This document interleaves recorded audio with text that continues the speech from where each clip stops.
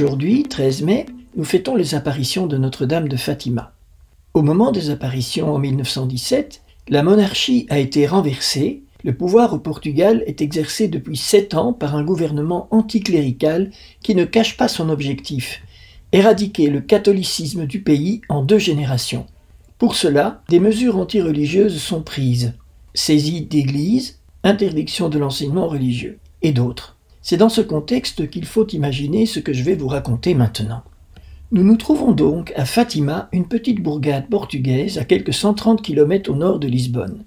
C'est une paroisse rurale de 200 habitants disséminés en différents hameaux. La vie est dure à Fatima. Dans le hameau de Aljustrel, il y a 25 habitations. C'est là que vivent Lucie dos Santos et ses cousins Jacinthe et François Marteau. En 1916, Lucie a 9 ans, François 8 ans et Jacinthe 6 ans. Un jour de printemps, alors qu'ils gardent le troupeau de moutons de leurs parents sur la colline de Cabeço, un ange leur apparaît. Les enfants le décrivent comme une statue de neige et en forme humaine. L'ange leur dit « N'ayez pas peur, je suis l'ange de la paix, priez avec moi. » Et il leur enseigne cette prière « Mon Dieu, je crois, j'adore, j'espère et je vous aime. Je vous demande pardon pour ceux qui ne croient pas, qui n'adorent pas, qui n'espèrent pas et qui ne vous aiment pas. » Après avoir répété cette prière 3 fois, il se relève et dit « Priez ainsi. Les cœurs de Jésus et de Marie sont attentifs aux voix de vos supplications. » Plus tard, l'ange apparaît une seconde fois. Il dit aux enfants « Priez, priez beaucoup. Les cœurs de Jésus et de Marie ont sur vous des desseins de miséricorde. Offrez constamment au Très-Haut des prières et des sacrifices. » Puis en automne, l'ange leur donne même la communion.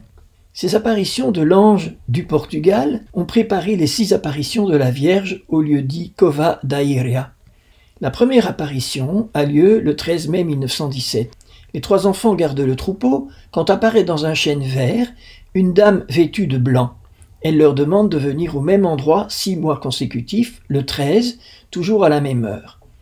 La dame leur demande aussi de supporter toutes leurs souffrances en acte de réparation pour les péchés qui offensent le bon Dieu. La deuxième apparition a lieu 1 mois plus tard, le 13 juin. Marie baigne les enfants dans une lumière surnaturelle. La troisième apparition a lieu le 13 juillet. Cette fois, il y a environ 2000 personnes présentes. La dame continue de demander de réciter le chapelet tous les jours pour obtenir la fin de la guerre. Elle confie aussi 3 secrets. Puis quand elle ouvre les bras, les enfants ont une vision effrayante de l'enfer. Elle les quitte en promettant un miracle le 13 octobre. La 4e apparition a lieu le 19 août, car les enfants ont été arrêtés par l'administrateur du canton à la date prévue, le 13. La Vierge leur dit « Priez, priez beaucoup et faites des sacrifices pour les pécheurs, car beaucoup d'âmes vont en enfer, parce qu'elles n'ont personne qui se sacrifie et prie pour elles. » La 5e apparition a lieu le 13 septembre. Cette fois, plus de 10 000 fidèles sont présents. La Vierge encourage les enfants. Continuez à dire le chapelet à Notre-Dame du Rosaire tous les jours, afin d'obtenir la fin de la guerre. La 6e apparition a lieu le 13 octobre devant 70 000 personnes. La Vierge demande une chapelle et elle donne son nom, Notre-Dame du Rosaire. Puis la foule assiste à un phénomène extraordinaire. Le soleil se met à danser dans le ciel. Cela se voit à des kilomètres à la ronde. À un certain moment même, il semble qu'il va tomber sur la terre. Les gens sont terrifiés. Marie a tenu sa promesse. Le miracle annoncé a bien eu lieu devant une foule de témoins. C'est ce qu'on a appelé le miracle du soleil. Après les apparitions, comme la Vierge l'a annoncé, Jacinthe et François meurent très vite, tous les 2 de la fameuse grippe espagnole, François en 1919 et Jacinthe en 1920. Ils ont été canonisés par le pape François le 13 mai 2017 pour le 100e anniversaire des apparitions. Malgré le miracle du soleil, les autorités religieuses, elles aussi, restent méfiantes. Une commission d'enquête est mise en place. Elle aboutira finalement à la reconnaissance des apparitions en 1930. Quel est le message de Fatima? C'est de prier et de se sacrifier pour les pécheurs. Marie nous invite à prier pour le salut des âmes de tous les pécheurs. Nous sommes tous pécheurs, mais Marie promet que par notre prière et nos sacrifices, nous pouvons sauver beaucoup de personnes, leur ouvrir les portes du ciel. Il me semble que c'est une invitation que nous pouvons tous mettre en pratique, prier tous les jours pour le salut des autres. Marie nous encourage aussi à prier le chapelet, et elle lit cette prière à la fin de la guerre 14-18. Priez pour la paix.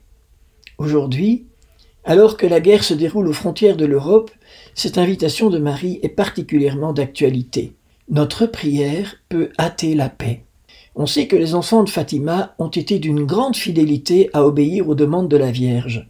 Si Jacinthe et François Marteau ont été béatifiés puis canonisés, ce n'est pas parce qu'ils ont vu la Sainte Vierge, mais parce qu'ils ont vécu ce qu'elle avait demandé. Avec la guerre en Ukraine, le message de Fatima a pris une nouvelle actualité. Marie avait demandé la consécration de la Russie pour arrêter les malheurs que ce pays allait provoquer en Europe et dans le monde. Le pape François a voulu renouveler cette consécration en y associant l'Ukraine. Marie promet la paix si nous implorons son cœur immaculé. C'est plus que jamais le moment de le faire.